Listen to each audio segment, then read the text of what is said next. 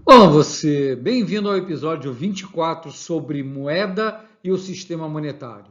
Nesse episódio, vamos conversar um pouco sobre a evolução dos sistemas monetários, desde a moeda mercadoria, passando pela moeda lastreada, pela moeda fiduciária, pela moeda de curso forçado, as criptomoedas e o curioso mobile money. Se você está gostando de acompanhar nossas conversas, deixe aqui embaixo o seu like, compartilhe o vídeo e clique no sininho para receber o aviso dos próximos episódios. Meu nome é Luiz Azevedo e espero que você goste desse episódio. Nessa série sobre a moeda, já conversamos sobre os meios de troca e o sistema bancário. Então, nesse episódio, dividido em duas partes, iremos abordar a evolução do sistema monetário. Como você já sabe, na descrição do vídeo você encontra os links para as fontes de dados, para os artigos e para a literatura utilizada na confecção do episódio. Vamos começar a conversa sobre o padrão Libra-Ouro, que teve vigência entre 1870 e 1914, ou seja, até a Primeira Guerra Mundial. O padrão Libra-Ouro é também considerado um tipo de moeda mercadoria, ou, tecnicamente, como um commodity money. Por toda a história humana, o ouro e a prata sempre foram escolhidos naturalmente, sem qualquer imposição, para serem utilizados como meios de troca. As características que os levaram a serem sempre escolhidos são a durabilidade, a divisibilidade, a facilidade de reconhecimento, a escassez, quer dizer, dificuldade de ser produzido em excesso, a portabilidade, fácil de ser transportado, e uma razão de valor de poder de compra por peso do metal nas moedas que não é nem muito alta e nem muito baixa.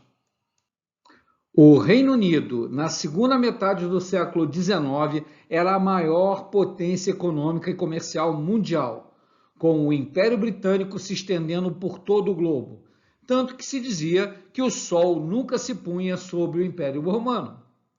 Londres era o maior centro financeiro internacional e o Reino Unido, utilizando o padrão ouro, era a referência internacional para a maioria das nações.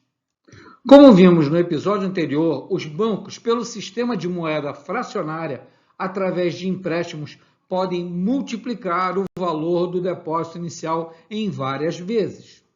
Então, cada banco era obrigado a converter as notas bancárias por ele emitidas em ouro ou prata, sempre que solicitado pelo cliente. O que ocorreu em várias situações é que um determinado banco não mantinha suficientes reservas e emprestava em grande excesso e acabava quebrando e deixando seus correntistas na mão com prejuízo. Os governos dos países, através da criação de seus bancos centrais, passam a exercer o monopólio da emissão do papel moeda, ou melhor, dos certificados bancários lastreados em metais nobres, o ouro e a prata, e passam a garantir a conversão do papel moeda no metal nobre, quando assim solicitado pelo portador do título. No slide, vemos uma nota de $50 lastreada em ouro. De 1815, mais fortemente a partir de 1870 até 1914, a economia global esteve alicerçada no chamado padrão ouro, ou seja, o valor da moeda de cada país correspondia às reservas do metal precioso que ele mantinha. Era como se cada moeda nacional fosse meramente um nome para um determinado peso em ouro. Por exemplo, o valor de $1 equivalia a 1/20 do peso de uma onça de ouro. Já o valor de uma libra esterlina era igual a um pouco menos de 1/4 do peso de uma onça de ouro, e assim por diante. Em parte, foi graças ao padrão ouro que o mundo viveu nesse período uma forte expansão econômica, marcada por estabilidade inflacionária e comércio recorde entre os países, já que a moeda de cada um desses países valia literalmente ouro. Em 1914, no entanto, estourou a Primeira Guerra Mundial e as potências econômicas mandaram às favas o padrão ouro, pois precisavam emitir dinheiro, independente do lastro no metal, para poderem financiar os altos custos de guerra. Daí em diante, as coisas degringolaram. Então, entre 1914, início da Primeira Guerra Mundial, e 1944, já no final da Segunda Guerra Mundial, não houve um padrão monetário mundial. Cada país ou grupos de países, durante esse período, utilizou seus próprios sistemas monetários e seus acordos de trocas bilaterais. Só em julho de 1944, ainda com a Segunda Guerra Mundial em curso, 730 delegados de todas as 44 nações aliadas encontraram-se no Mount Washington Hotel, em Bretton Woods, estado de New Hampshire, nos Estados Unidos, para a Conferência Monetária e Financeira das Nações Unidas. Durante 3 semanas, debateram o estabelecimento de regras para as relações comerciais e financeiras entre os países. Os acordos assinados estabeleceram a formação do BIRD, Banco Internacional para a Reconstrução e Desenvolvimento, que posteriormente, em 1946, foi dividido em 2 instituições, o Banco Mundial e o Fundo Monetário Internacional, o FMI. Com os Estados Unidos já despontando ao final da Segunda Guerra Mundial como uma nova potência econômica e comercial, foi acordado que cada país signatário adotasse uma política monetária que mantivesse uma taxa de câmbio dentro de parâmetros onde parte percentual do valor da moeda de cada país estaria indexada ao dólar. E a moeda americana, isto é, o dólar, estaria ligado ao ouro numa base fixa de 35 dólares por onça Troy. Este padrão de dólar-ouro esteve em vigor desde 1944 até 1971.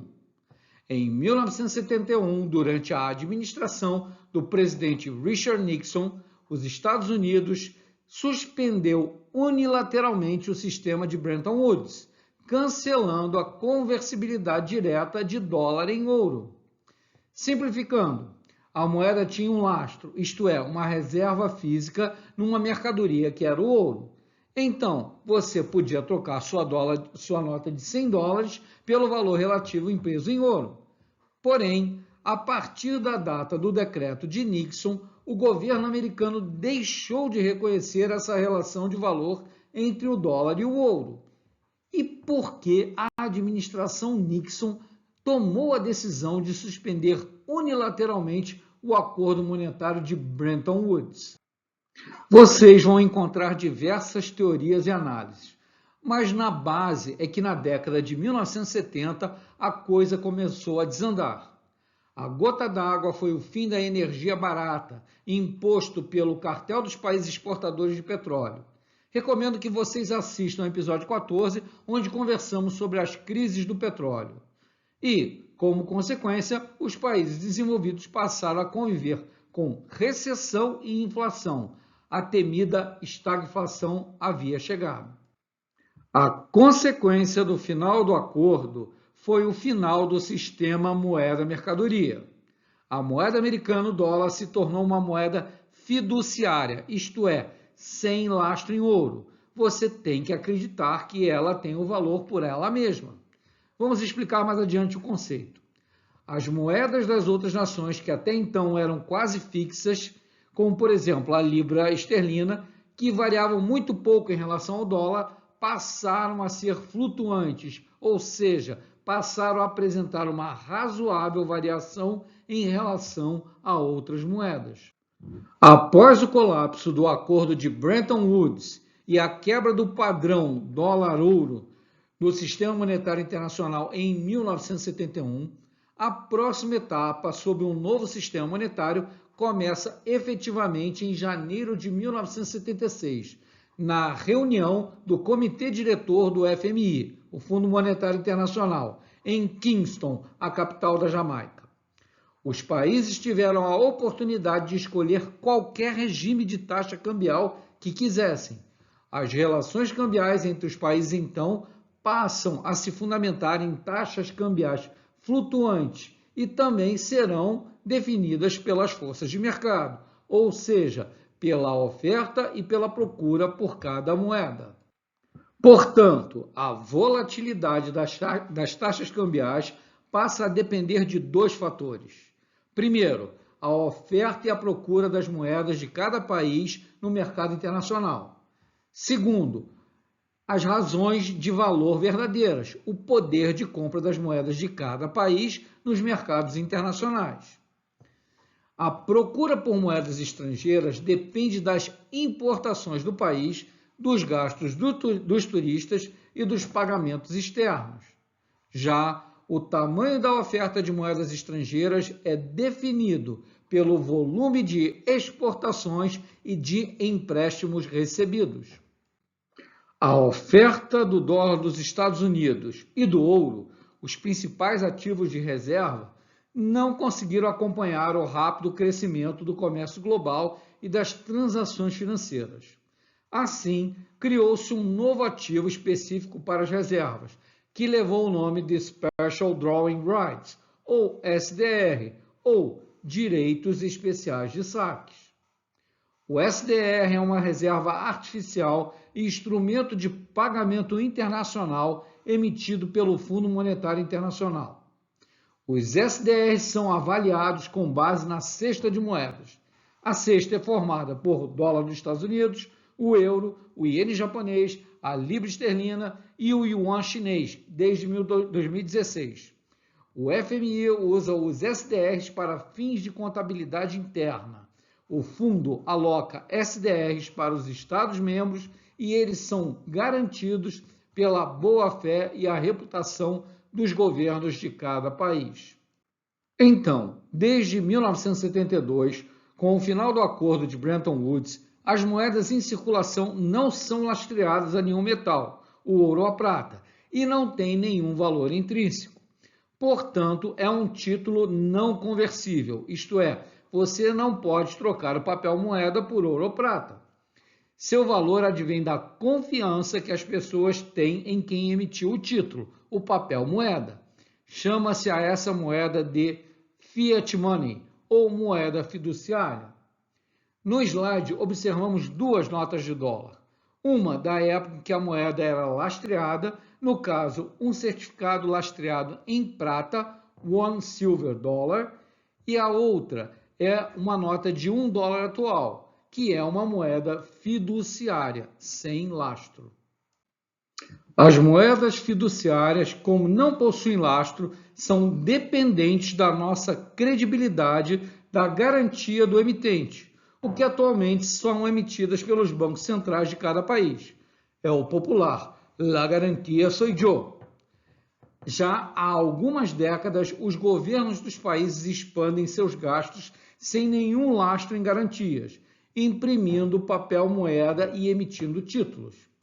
Portanto, se formos avaliar de maneira bem pragmática, será que nós, civilizados modernos, que usamos essas notas de papel moeda sem lastro, estamos agindo de modo tão diferente dos antigos nativos da Nova Guiné que utilizavam conchas como meios de troca? Tenho as minhas dúvidas. Chegamos ao final de mais um episódio. Espero que você tenha gostado.